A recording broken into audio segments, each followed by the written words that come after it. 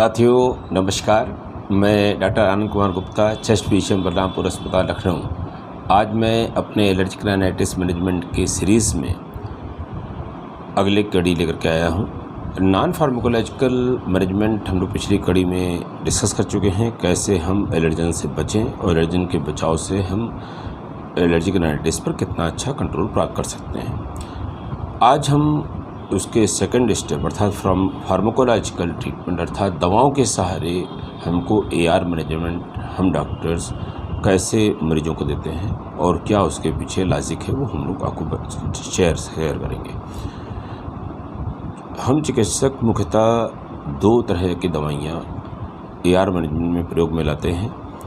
पहला ग्रुप होता है एंटी एलर्जिक या एंटी हिस्टामिनिक दवाएं और दूसरा होता है इंट्रानेजल कॉर्टिकोस्टेरॉइड स्प्रे INCS। आइए समझते हैं कि क्या होती हैं ये। पहला, अगर हम एंटी एलर्जिक या एंटी हिस्टामिन की बात करें तो इन दवाओं का उपयोग एलर्जी का जो मुख्य कारक है, हिस्टामिन का जो कार्य प्रभाव है, उसको रोक करके लक्षण में आराम मिलना होता है, इसीलिए नाम ही उसका एंटी हिस्टामिन है। एलर्जिन के जब एक्सपोज़र होता है बॉडी पर तो मास्ट सेल्स से जुड़ी जो एंटीबॉडीज़ होती हैं उनके ये एंटीबॉडीज़ एलर्जन से चिपक जाती हैं और शरीर इनको बाहर करने की कोशिश करने लगता है। इस एंटीबॉडी का एलर्जन से चिपक करके शरीर से बाहर करने की जो कोशिश होती है, उस दौरान मास्ट सेल्स से उसके अंदर का हिस्टामिन रिलीज़ हो जाता है। जो स्टोर्ड हिस्टामिन रिलीज़ होता है तो उससे शरीर में कुछ परिवर्तन होने लगते हैं। इसमें 4 मुख्य परिवर्तन होते हैं। एक, खून की नलियों में फैलाव होना।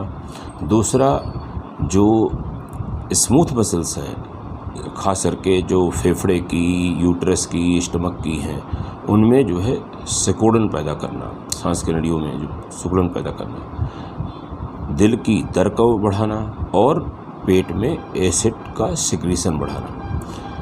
ये 4 उसके मुख्य कार्य हैं। तो ऐसी एंटीहिस्टामिन्स जो एंटी एलर्जी का काम करती हैं, उनके एग्जाम्पल में आप लोग सब जानते होंगे, कभी न कभी सुना होगा, सेट्रेजिन, लिवोसेट्रेजिन, फेक्सोफेनाडिन इत्यादि। इनको H1 ब्लॉकर उनके रिसेप्टर के आधार पर या एंटीहिस्टामिन कहलाती हैं आमतौर पर। और ये इनमें कौन सी दवा किस मरीज के लिए हितकर होगी, उनके साइड इफेक्ट प्रोफाइल और मरीज की नीड इत्यादि देख करके डॉक्टर तय करते हैं कौन सी दवा इनमें चलनी चाहिए।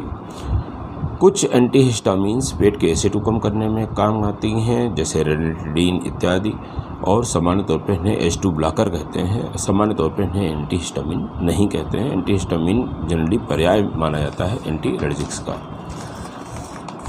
वहीं पर दूसरी जो ग्रुप की दवा है INCS, इंट्रानेजल कॉर्टिकोस्टेरॉइड स्प्रे। इसका उपयोग कॉर्टिकोस्टेरॉइड है, उसी समझ में आ रहा होगा कि शोथ को कम करेगा, इन्फ्लेमेशन को कम करेगा, नाक की जो म्यूकोजा है उसके शोथ को कम करके सामान्य स्तर पर लाना और वहाँ पर उसको बनाए रखना, यही मुख्य कार्य होता है। जैसा हम लोगों ने इनहेल्ड कॉर्टिकोस्टेरॉइड का उपयोग अस्थमा में जाना था। इसको लंबे समय तक हम लेते रहते हैं तो वो कहते हैं कि एलर्जन के हर संभव बचाव के साथ इनका प्रयोग अधिकतम लक्षण रहित ज़िंदगी हमको देता है। बेहतर एलर्जिक राइनाइटिस कंट्रोल से अस्थमा होने की प्रक्रिया डिले हो जाती है, देर में होता है अस्थमा। यदि अस्थमा साथ में है ही है तो AR का एलर्जिक राइनाइटिस का जो बेहतर कंट्रोल हम दवाओं के सहारे डॉक्टर की सलाह के द्वारा हम पाते हैं, उससे हम अस्थमा को कंट्रोल हम पाते हैं कि और बेहतर हो गया जब से हमने AR का मैनेजमेंट चालू किया, अगर AR अनकंट्रोल्ड था तो। इनके अलावा अन्य दवाएं भी डॉक्टर लोग अलग अलग मरीजों में ज़रूरत पड़ने पर उपयोग करते हैं, जैसे मंटेलुकास्ट, क्रोमोन्स इत्यादि। वो आपके डॉक्टर बतलाएंगे कि आपको इन दोनों दवाओं के अलावा भी कौन सी दवा की ज़रूरत और कब और क्यों है। साथियों, यहाँ पर एक ख़ास बात है कि अक्सर नाक बंद रहने की शिकायत होती है AR में। लोग जो है डीकंजेस्टेंट्स का उपयोग करते हैं, मतलब नाक का जो कंजेशन है उसको ख़त्म करने के लिए कुछ दवाइयाँ आती हैं टैबलेट के रूप में या लोकल ड्रॉप के रूप में, नाक के ड्रॉप के रूप में, तो उनका उपयोग वो बस ऐसे ही रिलीफ के लिए करते रहते हैं। तो ये करती क्या हैं, ये खून की नलियाँ जो हैं नाक के म्यूकोसा की जो फैल जाती हैं एलर्जी के चलते, उनको जो है सिकोड़ देती हैं और नाक खुल जाती है और रिलीफ मिल जाती है। और जब हम इसको जाने अनजाने मुख्य बीमारी का इलाज किए बिना केवल रिलीफ के लिए बार बार प्रयोग करते रहते हैं, तो इससे रायनाइटिस मेडिकामेंटोसा हो जाती है। रायनाइटिस मेडिकामेंटोसा नाम की जटिलता जब हो जाती है, अर्थात दवा की वजह से ही जो केमिकल जो उसका होता है उसकी वजह से ही उसमें सोथ पैदा होने लगता है। एक सोथ जो इन्फ्लेमेशन का था रायनाइटिस की वजह से, उसको ख़त्म कर उसके रिलीफ पाने के लिए जो दवा हम उपयोग कर रहे थे उसकी अधिकता की वजह से, उसकी वजह से ही सोथ होने लग गया और नाक फिर से बंद होने लगी, रिबाउंड कंजेशन होने लगा। तो ये दवाइयाँ केवल रिलीफ के लिए डॉक्टर की सलाह पे लें, मुख्य बीमारी का इलाज करें, लक्षण के बजाय हमेशा बीमारी का इलाज करें, तो आपके लक्षण भी कंट्रोल होंगे, बीमारी भी जटिल नहीं होगी। साथियों, ये मोड है जब हम आपको बतलाएं कि नेजल स्प्रे का सही उपयोग कैसे करना चाहिए। INCS का उपयोग बहुत सही तरीके से करना चाहिए। इस तरह की वायल आती है, अब जब आपका डॉक्टर आपको INCS या INCS के साथ लोकल एंटी एलर्जिक को मिला करके, मतलब डुओ थेरेपी, मतलब एक ही में INCS और एक ही में लोकल एंटी एलर्जिक भी हो, टैबलेट खाने की ज़रूरत ही ना हो शुरुआत कुछ दिनों के अलावा। क्योंकि किसी को केवल INCS से इन्फ्लेमेशन कम करने के पहले उसको रिलीफ की भी ज़रूरत पड़ती है। तो लोकल एंटी एलर्जिक और लोकल इनहेल्ड नेजल कॉर्टिकोस्टेरॉइड का मिक्सचर भी आता है, और प्योर INCS के भी स्प्रे आते हैं, जैसा डॉक्टर आपके लिए उचित समझेगा आपके लक्षणों की तीव्रता के अनुसार। जो भी नेजल स्प्रे है कैसे लेना है। साथियों, सबसे पहले नेजल स्प्रे को लेने के लिए, चूँकि इसको म्यूकोसा में इसकी दवा को पहुंचना है, सोथ कम करने के लिए हमारी नाक खुली और छिनकी हुई होना चाहिए। अगर नाक में कोई पपड़ी या कोई सिक्रीशन, नाक बंद है, तो दवा म्यूकोसा तक नहीं पहुंचेगी। वो दवा उस म्यूकस में या उस सिक्रीशन या उस क्रस्ट पे चिपकी रह जाएगी और जिस लाभ के लिए हम ले रहे हैं वो नहीं प्राप्त होगा।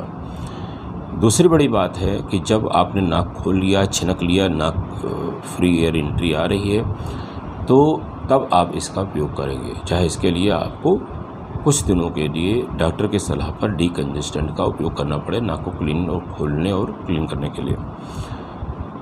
सामान्य तौर पे हम लोग जब भी इसको लेने की बात करते हैं तो हम कहते हैं इसको शेक कर लें, जैसे हम लोग MDI को शेक करते थे। शेक करने के बाद इसके अंदर आप पाएंगे कि 3 हिस्से हैं मुख्य तौर पे। एक लिड है, कैप है, दूसरा ये नाजल है, NOZZLE नाजल है, ये एप्लीकेटर है और ये वायल है। वायल के अंदर दवा है और दवाई को नीचे से ऊपर लाने के लिए एक सेंटर में ट्यूब पड़ी हुई है। जब भी हम नया शुरू करते हैं या कई दिनों से रखा रहता है, बाद में फिर हम शुरू करते हैं, तो हम इसको प्राइम करते हैं, अर्थात पहली डोज हम एयर में इस पर करते हैं, ताकि हमारा ये हो कि जब हम यूज़ कर रहे हो दवा इंश्योर्ड रहे कि निकल रही है और डिज़ायर्ड मात्रा में पहुंच रही है। और इसको इस तरह से हम लोग इस तरह से दबाते हैं और एक स्प्रे इस तरह से निकल जाता है, तो इसको प्राइम करना कहते हैं। अब इसको लेने में ये याद रखना है कि जो नाक के बीच में हमारा सेप्टा है, ये सही जगह नहीं है कि इस पर दवा पड़े। अगर इस पर दवा जाएगी, नाक के सेप्टा की तरफ इस तरह से डाल देंगे, तो जहाँ डिज़ायर्ड सूजन है वहाँ जाएगी नहीं, और इस सेप्टा पर इसके बार बार प्रयोग से, गलत प्रयोग से हमको रिलीफ भी नहीं मिल रहा होगा। और यहाँ पर कहते हैं कुछ वेसल्स के ऐसे पॉइंट्स होते हैं जहाँ पर इस दवा के उपयोग से ब्लीडिंग तक हो सकती है या और कोई दुष्प्रभाव हो सकता है। तो याद रखना है कि हमारा नेजल स्प्रे कभी भी नाक के सेप्टा पर अंदर से नहीं जाएगा, ऐसे नहीं डालेंगे। नंबर 1, हमको डालना कहाँ है? हमारा नेजल स्प्रे का जो डायरेक्शन है वो नाक से आँख की तरफ होना चाहिए। इस तरह से हमारे जो इन्फ्लेम्ड सतह है वो इस तरफ है और हमको जो है इस तरह से डालना है, और जो हमारा नाक का एंगल होगा नाज़ल का वो आँख के बाहरी कैंथस की तरफ होगा, बाहरी कोण की तरफ होगा, नाक आँख के बाहरी कोण की तरफ। ये बात एकदम स्पष्ट रूप से पता होनी चाहिए। अब हमने क्या किया, इसको लेने के एक तरीका तो ये है कि हमने जब प्राइम कर लिया और हमने कहा कि हमको इस दाहिने हाथ से दाहिने नॉस्ट्रिल में लेना है, और हमने ध्यान करके इसको इस तरह से उठाया और इस तरह से हमने इसको इस तरह कर दिया, और हल्का सा सर नीचे करके, हल्का सा सर नीचे करके, और एंगल हम बाहर की तरफ बढ़ाते हैं, ऊपर मार दिया और हल्का सा ऐसे ऊपर कर लिया। अब जब हमने इसमें इस तरफ करना चाहा तो हमने बाएं हाथ से इसको लिया और इस तरह मारा और हल्का सा स्निफ कर लिया और ऊपर चला गया। बहुत तेज़ी से स्निफ करने से क्या होता है, दवा गले के अंदर आ जाती है और आपको उसका कड़वा स्वाद मिल सकता है। आपने पाया इसमें हल्का सा डिस्कम्फर्ट हो रहा है, या हम भूल सकते हैं हम सीधे स्प्रे नाक के हवा की सीध में डाल सकते हैं। इसके लिए बेहतर तरीका ये है कि राइट नॉस्ट्रिल में जब करना है तो लेफ़्ट हैंड में ये लें, तो आप हमेशा पाएंगे कि आपको यही पोजीशन ही कंफर्टेबल है, और आप जो है इसको एक स्प्रे मारिए, हल्का सा स्निफ करिए कि ताकि जहाँ तक जाना है वहाँ चली जाए, गले के अंदर ना जाने पाए, और ऐसे ही सेकंड हैंड से इसको लेके डाल दीजिए। और आप कहते हैं कि बहुत लोग इंस्ट्रक्ट करते हैं कि आप अपोजिट नॉस्ट्रिल को आप बंद कर लीजिए, वो आप जितना समय पाए आप ऐसे कर लीजिए और ले लीजिए। तो जिस तरह से भी करना चाहें, बेसिक रूल यही है कि सेप्टा पे दवा नहीं जानी चाहिए, एयर जो सांस लेने का रास्ता है उस पर नहीं जानी चाहिए, लेटरल साइड में जाना चाहिए, डायरेक्शन आपकी आँख की तरफ होनी चाहिए, और उसको आप एक स्प्रे सुबह नॉस्ट्रिल में और शाम को समय एक स्प्रे इसमें लेना चाहिए। अगर कोई दवा इस तरह की पावर की है, इसकी 2 स्प्रे सुबह एक नॉस्ट्रिल में, 2 स्प्रे दूसरी नॉस्ट्रिल में लेना है, या और शाम को भी इस तरह से लेना है, या जिस तरह से भी लेना है आपके डॉक्टर ने बतलाया है, उस पर्टिकुलर नेज़ल स्प्रे के कंपाउंड पावर को देखते हुए दिन में 2 बार, 1 बार, या एक बार में एक नॉस्ट्रिल में 2 बार, जो भी बतलाएं उस तरह से आपको लेना चाहिए, और प्रॉपरली पैक करके रख देना है।